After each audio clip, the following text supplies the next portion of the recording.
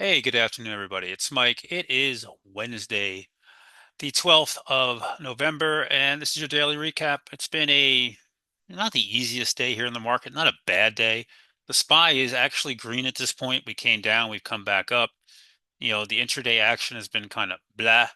We gapped up and we came down. The Qs, similar but still red. IWM had a huge pop but couldn't hold it. The Dow put a new all-time high in and has held it. The VIX saying nothing really to see here. Bond market up nicely here, holding in well. It was a rotation day.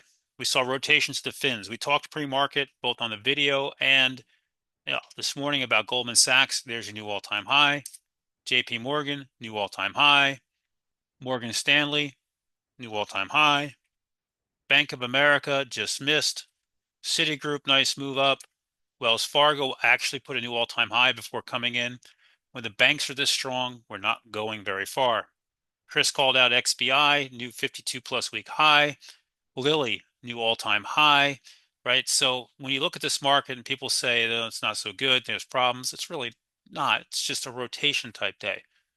And rotation days can be very powerful, right? And you saw that here.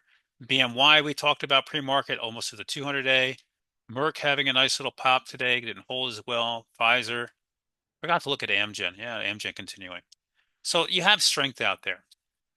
IBM today, we talked pre-market on that news, gave a nice trade. I should have taken it all off and said I left half and let half of it get away from me and sold it basically flat. But overall, nice little move to a new all-time high in IBM. Google today opened at a new all-time high. Unfortunately, that was the open and it sold off. Apple, I added some more calls back here. These are December 285s. And because it was 17 cents from the all-time high pre-market before it rolled over, still looks like one of the better charts out there. Like that one quite a bit. What else, guys? Let's go. Hood today came screaming back and has gone green. Microsoft came screaming back as green. It still needs to clear up here this 514 area.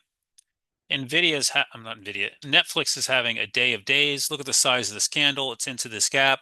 I did trim half of my NFXL into this. I'm going to let the rest ride here. We'll look for at least a move to the 50-day. Overall, nice move back up on Netflix. Outside of that, Meta, very blah day. It's an ugly looking chart. I still think it needs to test and go below 600. Tesla yesterday was a little decent. Today couldn't break the 8-day back on the 50. This is the range right now. We'll see how it handles that. The semis, the SMHs today, not much going on, held in okay. AMD, I mean, I hope some of you guys caught this with me today. I jumped on AMD on calls, on stock and then on calls, and had a really nice trade on AMD. I'm sorry, on calls. I had a beautiful trade on AMD today. This one looks like it wants the all-time high. NVIDIA into earnings next week remains challenging here, but with a couple days to go, I would look for that to start to run into it. Avgo, meh. Micron needs rest. Same thing with Western Digital. All these big names need rest there. Palantir today got absolutely trashed back to the 50-day. What am I missing, guys? Is there anything I should be talking about? Circle, they did not like that report. It's 20 bucks from its IPO lows. May want to go visit there. CoreWeave yesterday, they're still selling that off. So we're seeing kind of a change here, a little bit of change in some of the names and characters.